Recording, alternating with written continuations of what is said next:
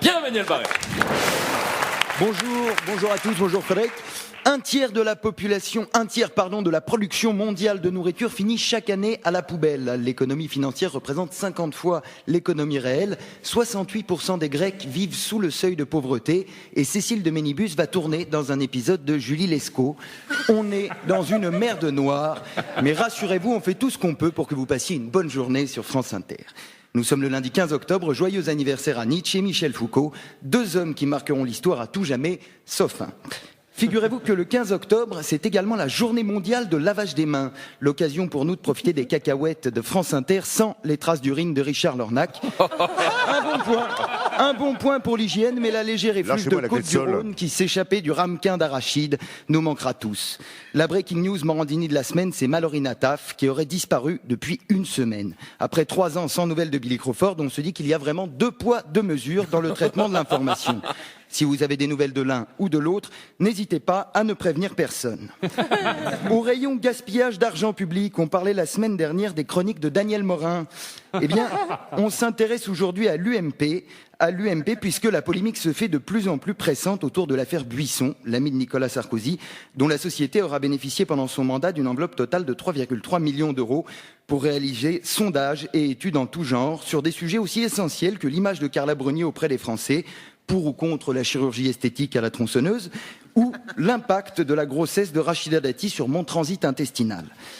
Il ne manquait plus que le sondage sur la qualité de peau de Brice Hortefeux et on tenait le dernier numéro spécialité de VSD. La blague de la semaine nous vient de la Fondation Nobel qui vient de vendre le prix Nobel de la paix 2012 après l'avoir décerné à Aung San Suu Kyi, l'irréprochable opposante birmane qui à la question « Que pensez-vous du génocide Rohingya qui se déroule actuellement dans votre pays ?»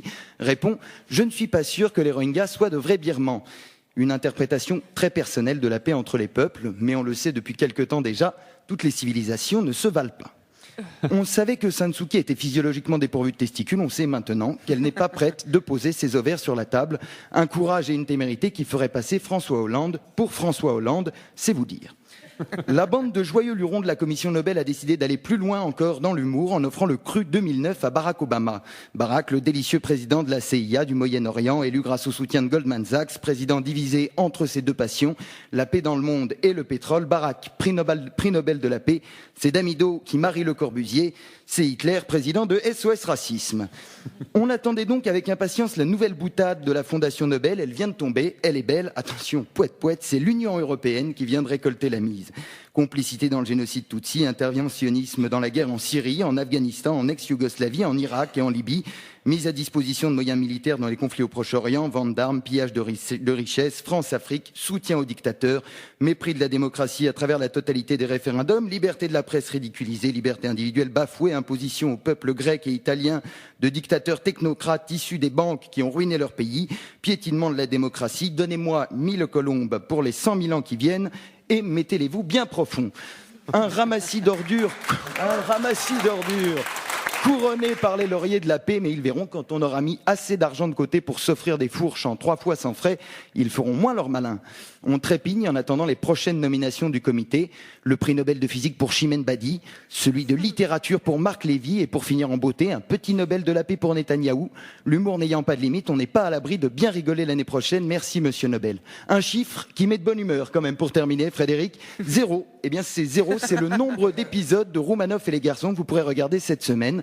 C'est Vestiaire, un programme court sur le handicap qui reprend le créneau. On reste dans le thème. Merci de m'avoir écouté. Pierre-Emmanuel Barré.